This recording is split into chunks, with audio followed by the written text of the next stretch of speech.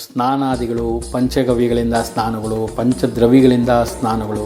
ದೀಕ್ಷೆ ಕೊಡಬೇಕಾದ್ರೆ ಅದಕ್ಕೇನು ಖರ್ಚು ವೆಚ್ಚಗಳಿದೆ ಅದನ್ನು ನೀವೇ ಭರಿಸ್ಬೇಕಾಗತ್ತೆ. ಆರಂಭ ದೀಕ್ಷೆ ಅನ್ನೋದು ನೀವು ತಗೊಳ್ಬೇಕು ಅಂತಂದರೆ ಇದರಿಂದ ನೀವು ನಾನು ಡೈರೆಕ್ಟು ಹೋಗ್ಬಿಡ್ತೀನಿ ಶ್ರೀವಿದ್ಯೇತ ದೀಕ್ಷೆ ತೊಗೊಳೋದಕ್ಕೆ ಅಂದರೆ ಕಷ್ಟ. ಏನಿರುತ್ತೆ ನಿಮ್ಮ ಆ ಭಾವಗಳೇ ಚೇಂಜ್ ಆಗೋಗುತ್ತೆ ನೀವು ಅದನ್ನು ಮಾಡ್ತಾಯಿದ್ರೆ.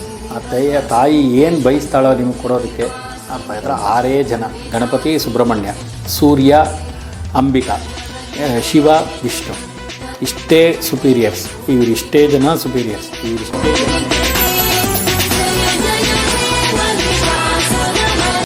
ಗುರುಗಳೇ, ನನ್ನ ಮುಂದಿನ ಪ್ರಶ್ನೆ ಏನು ಅಂದರೆ, ಇದು ಸಾಮಾನ್ಯವಾಗಿ ಜನಸಾಮಾನ್ಯರಲ್ಲಿ ಇರುವಂಥ ಪ್ರಶ್ನೆ.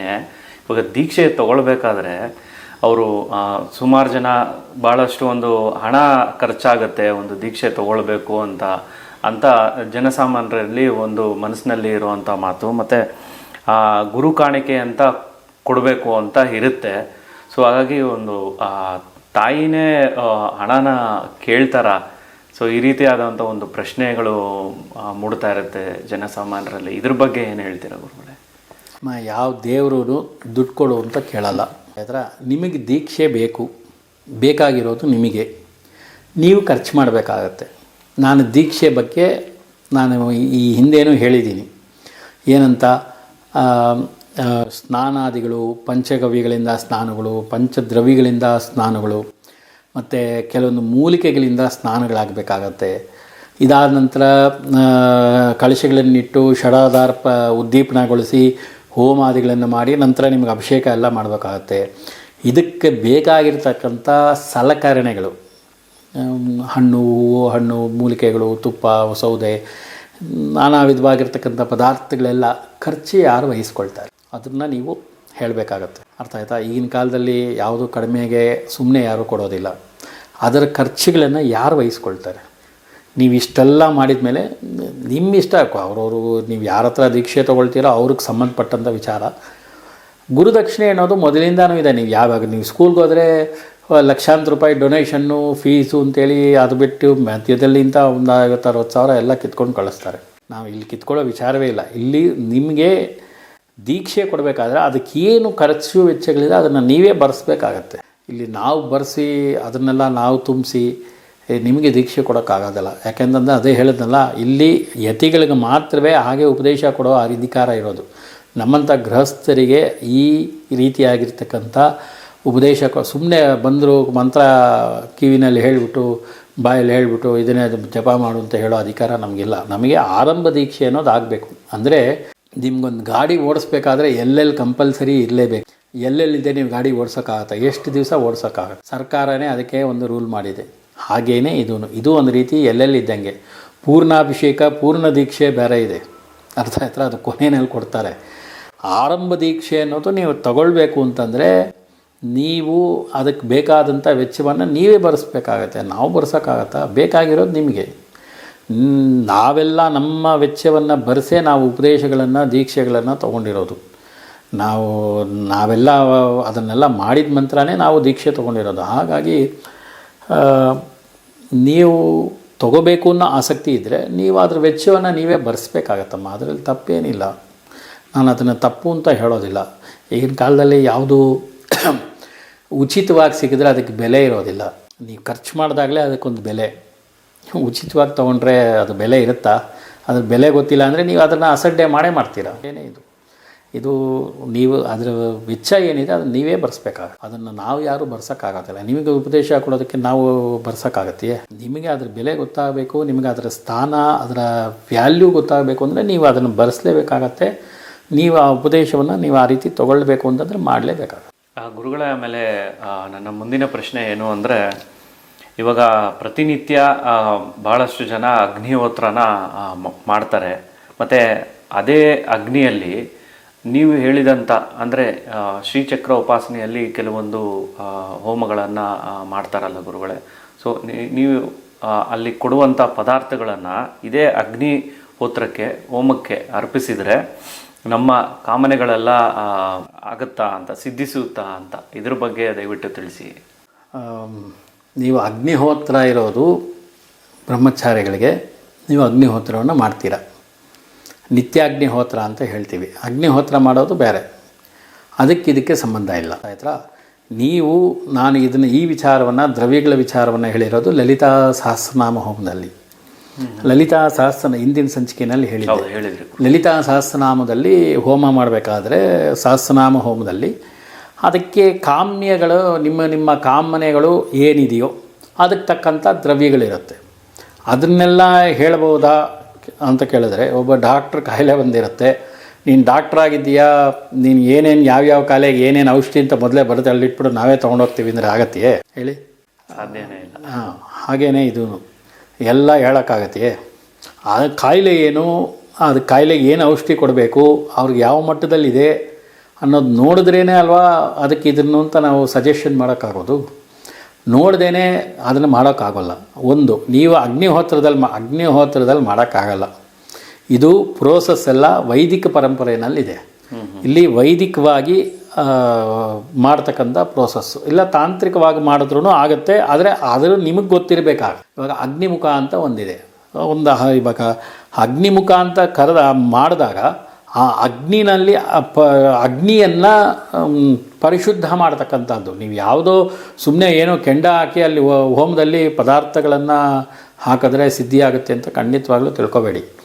ನಾವು ಏನೇನು ತಂದಿರ್ತೀವಿ, ಸೌದೆ ಆಗ್ಬೋದು, ಬೆರಣೆ ಆಗ್ಬೋದು, ತುಪ್ಪ ಆಗ್ಬೋದು, ನೀರಾಗ್ಬೋದು, ಅಲ್ಲಿ ಮಾಡಿರ್ತಕ್ಕಂಥ ಅನ್ನ ಆಗ್ಬೋದು, ತಂದಿರೋ ಇಟಿಕೆ ಕಲ್ಲಾಗ್ಬೋದು, ಮರಳಾಗ್ಬೋದು, ಪ್ರತಿಯೊಂದನ್ನು ಶುದ್ಧ ಮಾಡಿ ತದನಂತರದಲ್ಲಿ ಶುದ್ಧ ಮಾಡಿ ತದನಂತರದಲ್ಲಿ ಅಗ್ನಿಯಲ್ಲಿ ಆ ದೇವತೆಯನ್ನು, ನಾವು ಯಾವ ದೇವತೆಗೆ ಆಹುತಿ ಕೊಡಬೇಕು ಅಂದ್ಕೊಂಡಿದ್ದೀವೋ ಆ ಅಗ್ನಿನಲ್ಲಿ ಆ ದೇವತೆಯನ್ನು ಕರೆದು ಕುಂಡ್ರಿಸಿ ತದನಂತರದಲ್ಲಿ ಆಹುತಿಗಳನ್ನು ಕೊಡ್ತಕ್ಕಂಥ ಇದಿಷ್ಟು ಪ್ರೋಸೆಸ್ಸು ಅಗ್ನಿಹೋತ್ರದಲ್ಲಿ ಮಾಡೋದಲ್ಲ. ಅಗ್ನಿಹೋತ್ರ ಏನಿದ್ರೂ ಸೂರ್ಯನಿಗೆ ಸಮರ್ಪಣೆ ಅಷ್ಟೇ.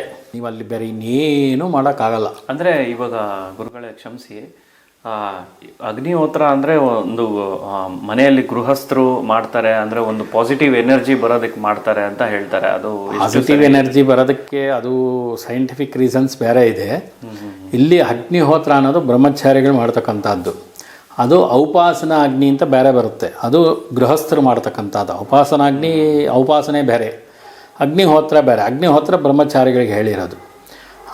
ಇದನ್ನು ಮಿಕ್ಸ್ ಮಾಡೋಕ್ಕಾಗಲ್ಲ. ಅದು ಒಂದು ದೊಡ್ಡ ಕಾನ್ಸೆಪ್ಟ್ ಇದೆ. ಅದನ್ನು ಹೇಳೋ ಸಮಯ ಬೇರೆ ಇರುತ್ತೆ. ಅಲ್ಲಿ ಅದ್ರ ಬಗ್ಗೆ ವಿಶ್ಲೇಷಣೆ ಮಾಡೋಣ. ಇಲ್ಲಿ ಔಪಾಸನಾಗ್ನಿನಲ್ಲೋ ಅಥವಾ ಈ ಬ್ರಹ್ಮಚರ್ಯದಲ್ಲಿ ಅಗ್ನಿಹೋತ್ರದಲ್ಲೋ ನೀವು ಇದನ್ನೆಲ್ಲ ಹೋಮ ಮಾಡೋಕ್ಕೆ ಬರೋಲ್ಲ, ಖಂಡಿತವಾಗ್ಲೂ ಬರೋಲ್ಲ. ಆ ಅಗ್ನಿನೇ ಬೇರೆ. ಅರ್ಥ ಆಯ್ತಾ? ಅಲ್ಲಿ ಆ ಅಗ್ನಿನಲ್ಲಿ ಬರ್ತಕ್ಕಂಥ ದೇವತೆಗಳು ಬೇರೆ, ಅಲ್ಲಿ ಪ್ರೋಸೆಸ್ ಬೇರೆ ಇದೆ. ಅಗ್ನಿಮುಖ ಅಂತಲೇ ಇದೆ ಅದಕ್ಕೆ ಪ್ರೋಸೆಸ್.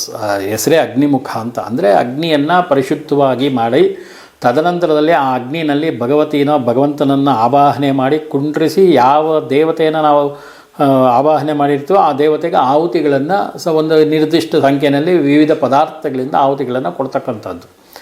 ಇದನ್ನು ನೀವು ಔಪಾಸನಾಗ್ನಿನಲ್ಲೋ ಅಥವಾ ಅಗ್ನಿ ಕಾರ್ಯದಲ್ಲೋ ನೀವು ಮಾಡೋಕ್ಕೆ ಬರೋದಿಲ್ಲ. ಹಾಗಾಗಿ ಅಗ್ನಿ ಕಾರ್ಯದಲ್ಲಿ ಇವನ್ನೆಲ್ಲ ನೀವು ಮಾಡ್ತೀವಿ ಅಂತಂದರೆ ಆಗಲ್ಲ, ಖಂಡಿತವಾಗ್ಲೂ ಆಗಲ್ಲ. ಆಮೇಲೆ ಮುಂದಿನ ಪ್ರಶ್ನೆ ಏನು ಅಂದರೆ, ಶ್ರೀವಿದ್ಯೆ ಉಪಾಸಕರು ಶ್ರೀಚಕ್ರ ಅರ್ಚನೆಯನ್ನು ಮಾಡಬೇಕಾ ಅಥವಾ ಹಾಗೇ ದೀಪವನ್ನು ಬೆಳಗ್ಬಿಟ್ಟು ಪೂಜೆಯನ್ನು ಮಾಡಬೇಕಾ? ನಾನು ಹೇಳಿದ್ನಲ್ಲ, ಇಲ್ಲಿ ಎರಡೂ ರೀತಿಯಲ್ಲೂ ಮಾಡ್ಬೋದು. ನೀವು ಬರೀ ದೀಪ ಹಚ್ಚಿ ಜಪಾನುಷ್ಠಾನವನ್ನು ಮಾಡ್ಬೋದು, ಅದು ಅಂತರ್ಯಾಗ. ನೀವು ಒಂದು ದೀಪ ಹಚ್ಚಿ ದೇವ್ರ ಮುಂದೆ ಕೂತ್ಕೊಂಡು ಪ್ರತಿನಿತ್ಯ ಒಂದು ನಿರ್ದಿಷ್ಟ ಸಂಖ್ಯೆಯಲ್ಲಿ ಬರೀ ಜಪವನ್ನು ಮಾಡಿಕೊಂಡು ನೀವು ಶ್ರೀವಿದ್ಯಾೋಪಾಸನೆಯನ್ನು ಮಾಡ್ಬೋದು. ಇಲ್ಲವಾ ನವಾವರಣಾರ್ಚನೆಯನ್ನು ಸಹ ಮಾಡಿ ಪೂಜೆಯನ್ನು ಮಾಡ್ಬೋದು. ನಿಮ್ಮ ಅನುಕೂಲಕ್ಕೆ ತಕ್ಕಂತೆ ನೀವು ಮಾಡ್ಬೋದು. ನಿಮಗೆ ಎರಡೂ ಮಾಡಬೇಕು ಅನ್ನೋದು ಏನೂ ಇಲ್ಲ. ನಿಮ್ಮ ಅದೇ ಹೇಳಿದ್ನಲ್ಲ, ನಿಮ್ಮ ದೇಹದಲ್ಲೇ ತಾಯಿಗೆ ಚಕ್ರಗಳು ಇಲ್ಲೇ ಇದೆ. ಆ ಚಕ್ರಗಳಲ್ಲೇ ತಾಯಿಗೆ ನೀವು ಎಲ್ಲವನ್ನೂ ಸಮರ್ಪಣೆ ಮಾಡ್ಬೋದು.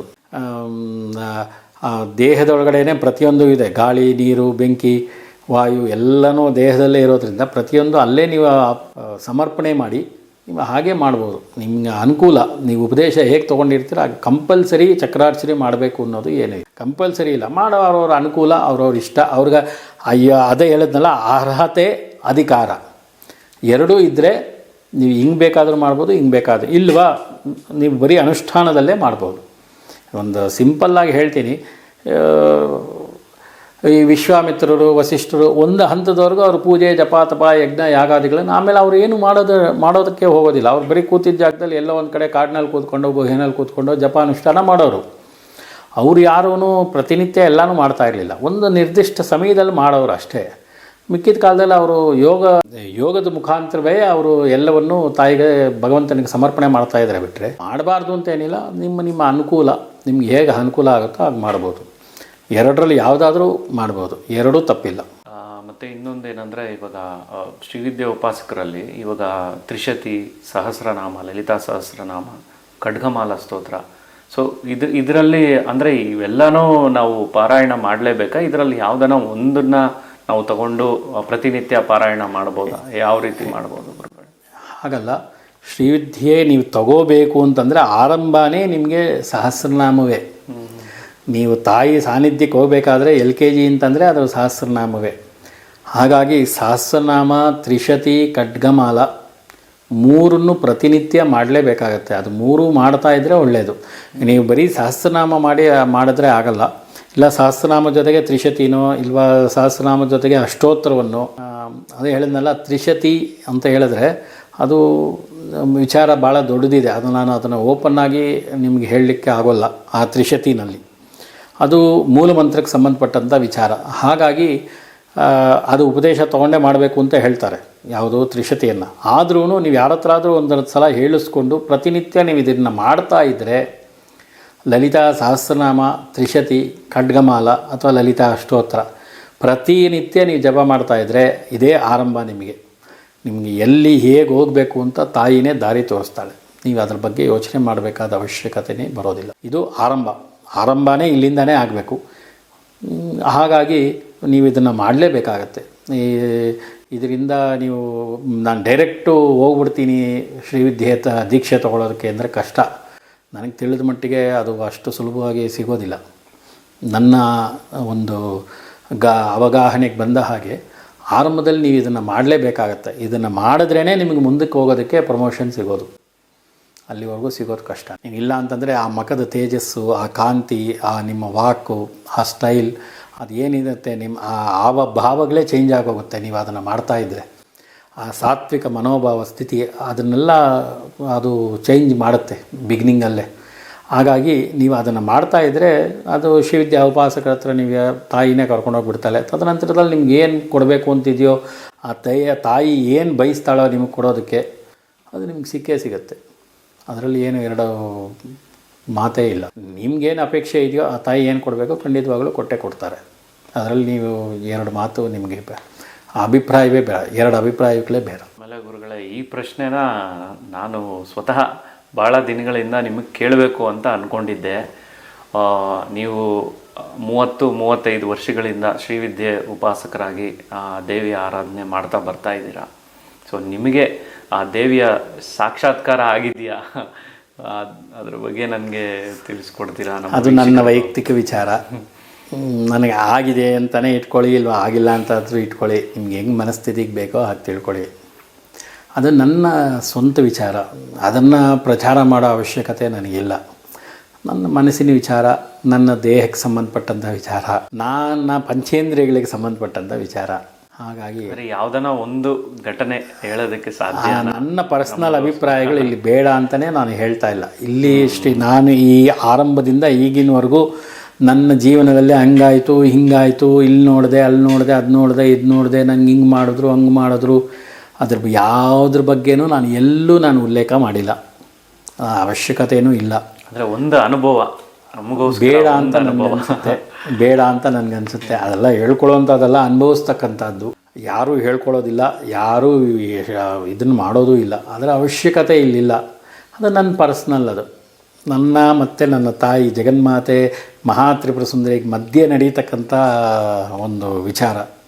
ಹಾಗಾಗಿ ಇಲ್ಲಿ ಅದನ್ನೆಲ್ಲ ವಿಶ್ಲೇಷಣೆ ಮಾಡಿ ಅದನ್ನೆಲ್ಲ ಇನ್ನೊಬ್ಬರ ಮುಂದೆ ಹೇಳ್ಕೊಳ್ಳೋವಂಥ ಅವಶ್ಯಕತೆ ಇಲ್ಲ ಅಂತ ನಾನು ಅಂದ್ಕೊಂಡಿದ್ದೀನಿ. ಗುರುಗಳೇ, ನನ್ನ ಮುಂದಿನ ಪ್ರಶ್ನೆ ಏನು ಅಂದರೆ, ಇವಾಗ ಶ್ರೀಚಕ್ರಕ್ಕೆ ಪ್ರಧಾನ ದೇವತೆ ಲಲಿತಾ ಮಹಾತ್ರಿಪುರ ಸುಂದರಿ ಅಮ್ಮನವರು. ಸೊ ಅವರೇ ಪ್ರಧಾನ ದೇವತೆ. ಆದರೆ ಅಥವಾ ಆ ಶ್ರೀಚಕ್ರಕ್ಕೆ ಬೇರೆ ಇನ್ಯಾವುದಾದರೂ ದೇವತೆಗಳು ಇದ್ದಾರೆಯೇ, ಅಥವಾ ಪ್ರಧಾನ ದೇವತೆ ಲಲಿತಾ ಮಹಾತ್ರಿಪುರ ಸುಂದರಿ ಅಮ್ಮನವರೇ? ಇದ್ರ ಬಗ್ಗೆ ತಿಳಿಸ್ಕೊಡ್ಬೇಕು ಸರ್. ಶ್ರೀವಿದ್ಯೆ ಅಂತಂದರೆ ಶ್ರೀಚಕ್ರ ಪ್ರಧಾನ ಆಯ್ತಾ. ಶ್ರೀಚಕ್ರದಲ್ಲಿ ನೀವು ಪ್ರಧಾನ ದೇವತೆ ಅಂತಂದರೆ ಅಮ್ಮನವರೇ, ಮಹಾತ್ರಿಪುರ ಸುಂದರಿನೇ ಅದಕ್ಕೆ ಪ್ರಧಾನ ದೇವತೆ.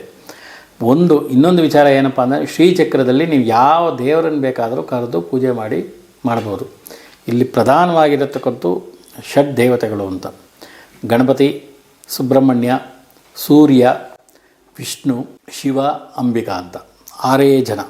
ಈ 6 ಜನನ ಬಿಟ್ಟು ನೀವು ಬೇರೆ ಈ ದೇವತೆಗಳು ಅಲ್ಲಿ ಬರೋದಕ್ಕೆ ಸಾಧ್ಯವೇ ಇಲ್ಲ. ಈ ಷಡ್ ದೇವತೆಗಳೇನೆ, ಅರ್ಥ ಆಯ್ತಾ? 6 ಜನ: ಗಣಪತಿ, ಸುಬ್ರಹ್ಮಣ್ಯ, ಸೂರ್ಯ, ಅಂಬಿಕಾ, ಶಿವ, ವಿಷ್ಣು. ಇಷ್ಟೇ ಸುಪೀರಿಯರ್ಸ್. ಇವರಿಷ್ಟೇ ಜನನೇ ಇರೋದು. ನೀವು ಎಲ್ಲಿಗೆ ಹೋದರೂ ಕೊನೆಯಲ್ಲಿ ಹೋಗಿ ಸೇರೋದು ಶ್ರೀಕೃಷ್ಣಾರ್ಪಣಮಸ್ತು ಅಂತ, ಇಲ್ಲ ಜಗದಂಬಾರ್ಪಣಮಸ್ತು, ಇಲ್ಲ ಪರಮೇಶ್ವರ ಚರಣಾರವಿಂದಾರ್ಪಣಮಸ್ತು ಅಂತಲೇ ಹೇಳಬೇಕು. ಇವು ಮೂರನ್ನು ಬಿಟ್ಟು ಇನ್ನೆಲ್ಲೂ ಇಲ್ಲ.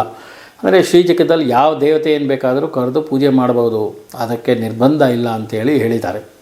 ಹಾಗಾಗಿ ಪ್ರಧಾನ ದೇವತೆ ಶ್ರೀಚಕ್ರ ಅಂದರೆ ದೇವಿನೇ. ಅಲ್ಲಿ ಮಧ್ಯದಲ್ಲಿ ಅಮ್ಮನವ್ರು ಬಂದ್ರೇ ಉಳಿದವರೆಲ್ಲ ಸುತ್ತಲೂ ಪಂಚಾಯತನ ಅಂತ ಹೇಳ್ತೀವಿ. ಷಡಾಯತನ ಅಂತಲೂ ಇದೆ, ಪಂಚಾಯತನ ಅಂದರೆ ಸುಬ್ರಹ್ಮಣ್ಯ ಈ ಪಂಚಾಯತನದಲ್ಲಿ ಸೇರೋದಿಲ್ಲ. ಹಾಗಾಗಿ ಅದನ್ನು ಪಕ್ಕದಲ್ಲಿ ಇಟ್ಟು ಪೂಜೆ ಮಾಡ್ತಾರೆ. ಈ ಪಂಚಾಯತನ ದೇವತೆಗಳು ಅಂತ ಹೇಳಿದೆ ನಾನು ಇವಾಗ: ಗಣಪತಿ, ಸುಬ್ರಹ್ಮಣ್ಯ, ಸೂರ್ಯ, ಅಂಬಿಕಾ, ಶಿವ, ವಿಷ್ಣು ಅಂತೇಳಿ 6 ಜನ. ಅದರಲ್ಲಿ ಸುಬ್ರಹ್ಮಣ್ಯನ ಸಪ್ರೇಟಾಗಿರ್ತಾರೆ.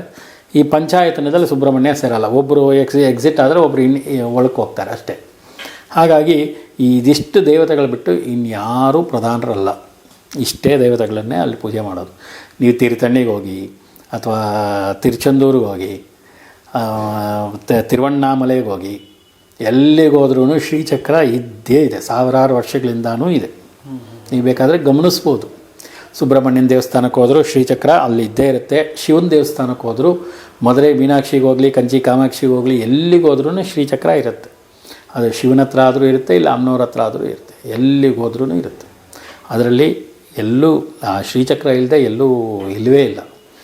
ನೀವು ಎಲ್ಲಿಗಾದರೂ ಹೋಗಿ ಇದ್ದೇ ಇರುತ್ತೆ. ಹಾಗಾಗಿ ನೀವು ಯಾವ ದೇವ್ರನ್ನ ಬೇಕಾದರೂ ಅಲ್ಲಿ ಪೂಜೆ ಮಾಡ್ಬೋದು. ಆದರೆ ಪ್ರಧಾನವಾಗಿ ಅಮ್ಮನವರೇ, ಆ ತ್ರಿಪುರ ಸುಂದರಿನೇ ಅದಕ್ಕೆ ಪ್ರಧಾನ ದೇವ. ಮಧ್ಯದಲ್ಲಿ ತಾಯಿನೇ ಬರೋದು. ಗುರುಗಳೇ, ನನ್ನ ಮುಂದಿನ ಪ್ರಶ್ನೆ ಏನು ಅಂದರೆ, ಈ ಪೂಜೆ ಮಾಡಬೇಕಾದ್ರೆ, ಈ ಶ್ರೀಚಕ್ರ ಪೂಜೆ ಮಾಡಬೇಕಾದ್ರೆ ಈ ದೀಕ್ಷೆ, ಚಕ್ರ ಮತ್ತು ಪೂಜೆ ಇದನ್ನು ಯಾವ ರೀತಿ ಮಾಡಬೇಕು ಮತ್ತು ಅನುಷ್ಠಾನ ಯಾವ ರೀತಿ ಮಾಡಬೇಕು, ಮತ್ತು ಇದ್ರ ಜೊತೆ ನಾನು ಇನ್ನು ಏನು ಸೇರಿಸ್ಬೇಕು ಅಂತ ಇದ್ದೀನಿ ಅಂದರೆ, ಒಂದು ಪೂಜೆ ಮಾಡಬೇಕಾದ್ರೆ ಸಂಕಲ್ಪ ಅಂತ ಮಾಡ್ತೀವಿ.